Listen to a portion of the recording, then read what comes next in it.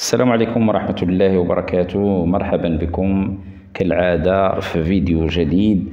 في هذا الفيديو اللي غادي نحاول نغير فيه محتوى جديد اللي كنتمنى هو أن جميع المشاهدين الإخوة والأخوات يتفرجوا في هذا الفيديو من الأول للآخر باش يدعمونا في هذه القناة المتواضعة.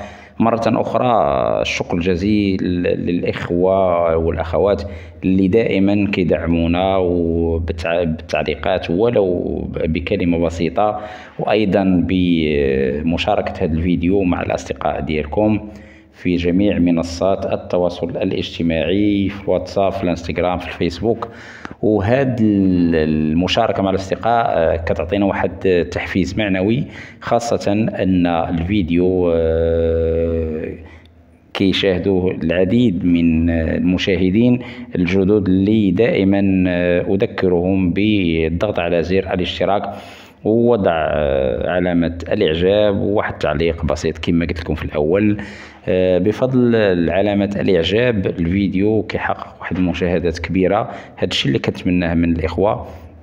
وأيضا هناك العديد من الإخوة اللي مشاركين معنا في القناة اللي أوجه لهم تحية خاصة، لأنهم بالفضل ديالهم تفعلت القناة ووصلنا للمبتغى والهدف المنشود، واللي كنتمناو دائما القناة تبقى دائما تسير في خط تصاعدي من حيث ارتفاع عدد المشتركين، وهذا شيء جميل وشيء نتمنى دائما من خلاله تحقيق المبتغى، ودائما نكون عند حسن ظن الإخوة والأخوات. كالعادة كما عودتكم بمناسبة يعني عيد المرأة اللي يوم 8 مارس يعني هذا الأسبوع، ولكن اليوم كان واحد الاحتفال بعيد المرأة واقعي بمدينة المحمدية، بالضبط قرب مسرح عبد الرحيم بوعبيد. كان واحد الحفل بهيج جدا اللي كان من وراء تحقيق هذا الاحتفال بعيد المرأة. كاين يعني جماعة المحمدية اللي أوجه لها تحية خاصة لجميع الإخوة النواب ولا رئيس الجماعة اللي عطاو واحد يعني ذكرى، واحد القيمة، واحد المكانة للمرأة بمدينة المحمدية. هذه المرأة اللي دائما نوجه لها التحية ونكن لها كل الاحترام، لأن المرأة المغربية ككل دون تمييز، المرأة هي الأم ديالنا، هي الأخت ديالنا، هي الزوجة، هي الصديقة، هي كل شيء. فالمرأة بمثابة واحد الشمعة تنير وتحترق لتضيء للآخرين. بمعنى آخر أن المرأة يعني تعمل، ربما كاين بعض النساء اللي كيعملوا في ظروف قاسية جدا، ولكن المرأة لا تتعب فقط من أجل الأطفال ديالها، من أجل تحقيق الذات ديالها. وهذا شيء نجده في كل الأمهات، رغم وجود فئة من الأمهات اللي لم يلجوا يعني سلك الدراسة، ومع ذلك قاموا بتربية الأجيال. اللي كنلاحظوا هو أن هذه الأم بمعنى آخر ساهمت بواحد القسط كبير في جعل هذا المجال ديال العمل أو مجال الدراسة، ساهمت فيه بواحد القسط كبير جدا. وكما كنقولوا دائما نوجه لها التحية ونرفع لها القبعة ونقول لها كل شيء جميل. فالمرأة هي الحياة، هي النبع الذي يسقي كل إنسان. المرأة لا تمل، بالعكس هي صبورة جدا ودائما تفكر في الأفضل. فالمرأة لا نرى منها فقط إلا كل خير، ولكن رغم كما كنقولوا دائما رغم الإكراهات، رغم الظروف القاسية، نجدها يعني تنافس كل من يقف أمامها لتحقيق هدفها المنشود وتحقيق الذات. وهذا شيء يمكن دائما أن نؤكده بأن المرأة شيء وجد في هذه الأرض ليكون يعني واحد ميزان يعني يسير وفق طبيعة هذا الإنسان، لولا وجود المرأة لما كانت هناك حياة. بمعنى آخر المرأة يعني تساوي الرجل في كل شيء. في جميع أنماط الحياة نجد المرأة بجبروتها، بأنوثتها، بكل ما أوتيت من قوة تساير الركب الحضاري اللامنتهي. وأيضا نجدها تقف شامخة أمام كل التحديات. نعود مرة أخرى لنتحدث عن هذا الحفل البهيج الذي قامت به جمعيات الرياضة بمدينة المحمدية، مشكورة بجميع مكوناتها من مجتمع المدني، من صحافة، من فرق اللي وجدت في هذا اليوم لتشارك من خلال رياضات متنوعة. وجدنا فرق في الملاكمة، في الكيك بوكسينج، في يعني العديد من فنون الحرب. هذه الجمعيات الرياضية ساهمت اليوم مع حضور قوي لجميع يعني ساكنة المحمدية اللي حجت بكثرة إلى مسرح بوعبيد، يعني ليس بالضبط داخل المسرح ولكن بجوانب المسرح. كان هناك يعني واحد الجمهور حاشد، وكان واحد التنظيم رائع جدا. وصراحة أعجبت بهذا الحفل لأنه تحدث عن المرأة، عن معاناتها، عن كل ما له علاقة بالتحدي، خاصة في شخص المرأة اللي دائما نقول فيها كلام جميل جدا.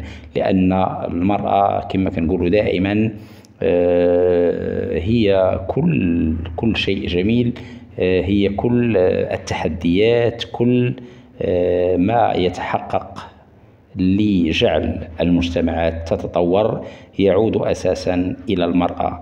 فالمرأة والأم والأخت والصديقة شيئان لهم اسم واحد وهدف واحد، وهو جعل كل المستحيل يصبح حقيقة. وصراحة إذا تحدثنا على المرأة فميمكنش لنا نساليو هذا الموضوع، لأن العديد من الأشياء الجميلة توجد في المرأة، والعديد من الكتاب اللي يعني تحدثوا عن دور المرأة في المجتمع. أيضا هناك يعني كلمات لا تنسى في حق هذه المرأة اللي خلقها الله لتكون سندا للرجل في حياته. بمناسبة هذا اليوم العالمي اللي تيكون يوم 8 مارس، ولكن كما قلنا اليوم 11 مارس كان واحد الحفل جميل بمسرح عبد الرحيم بوعبيد عفوا. ما نساوش بأن النساء هم شقائق الرجال، ما أكرمهن إلا كريم وما أهانهن إلا لئيم. في الحقيقة عيد المرأة هو عيد لنساء العالم، ليس فقط لنساء المغرب. عيد سعيد لكل امرأة، لكل أنثى. تحية لكل واحدة كافحت وناضلت وساهمت في بناء المجتمعات. تحية لكل امرأة كانت لها بصمة بالحياة. تحية لكل امرأة عرفت قدر نفسها. عيد المرأة عيد سعيد على كل أنثى، فهن يستحقن أن يكرمن. المرأة كتلة من المشاعر مليئة بالفرح والسرور، بتهنئتها يذوب القلب ويزداد الشوق والأشواق. المرأة هي نصف الكون. المرأة محبة بقلب كبير، وحياتها حب وتضحية. المرأة مدرسة الحياة. لا يسعني إلا أن أهدي بهذه المناسبة هذه الباقة إلى المرأة في كل حالاتها. يكفي أنك رحم الأرض وفاكهة كل الأزمنة وضياء الخلق في وجه العتمة. أنت سيدة هذا الكون. ماذا نهديك في عيدك وأنت حيث تكونين هبة الحياة الدائمة. تحية لكل نساء العالم، تهنئة لكل امرأة. أنت الأم، أنت الأخت، أنت الزوجة، أنت البنت، أنت الحفيدة، أنت الصديقة، أنت العطف والحنان والحب. كلمة وفاء في حق المرأة في يومها العالمي، التي هي الأعياد التي نفتخر بها. هي الأم التي أعدت جيلا طيب الأخلاق. هي الأخت والرفيقة، صاحبة رسالة توارثتها جيلا بعد جيل ونسجت خيوط من الوفاء. هي أم وأخت وصديقة. سيدتي الفاضلة، يطيب لنا بمناسبة عيد المرأة العالمي المصادق عليه لثامن مارس 2023 أن نرسل عبر نسمات مارس الهادئة التهاني الحارة، معبرين عن عميق تقديرنا واحترامنا لتضحيات المرأة العالمية عبر سنين، وأيضا على مدار سنوات وفي مختلف المحطات التاريخية. نستحضر اليوم تضحياتك ودورك وأحلامك وأوجاعك وهمومك وشجونك، دون أن ننسى دموعك وآهاتك. فأنت يا سيدتي وأنت يا آنستي لؤلؤة الوطن.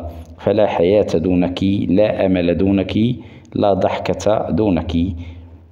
هي الأم التي أعدت جيلا طيب الأخلاق. وفي الحقيقة عيدكم كل يوم، بكم تزهر الحياة والأيام. تحية لكل واحدة كافحت وناضلت وساهمت في بناء المجتمعات. كل عام والمرأة سبب السعادة في الحياة. كل عام المرأة روح العائلة. كل عام والمرأة سند المجتمع. كل عام والمرأة سبب الحب والعطاء، سبب الخير والرحمة. أخيرا أقول للإخوة والأخوات لأول مرة يشاهدوا القناة ما يبخلوش علينا بالضغط على زر الاشتراك ووضع علامة الإعجاب ومشاركة هذا الفيديو مع الأصدقاء ديالكم في جميع منصات التواصل الاجتماعي. أقول لكم دائما شكرا على دعمكم لنا ومساهمتكم في جعل القناة تصل إلى ما نصبو إليه جميعا وتحقق المتغى، وهذا شيء جميل، وشكرا لكم.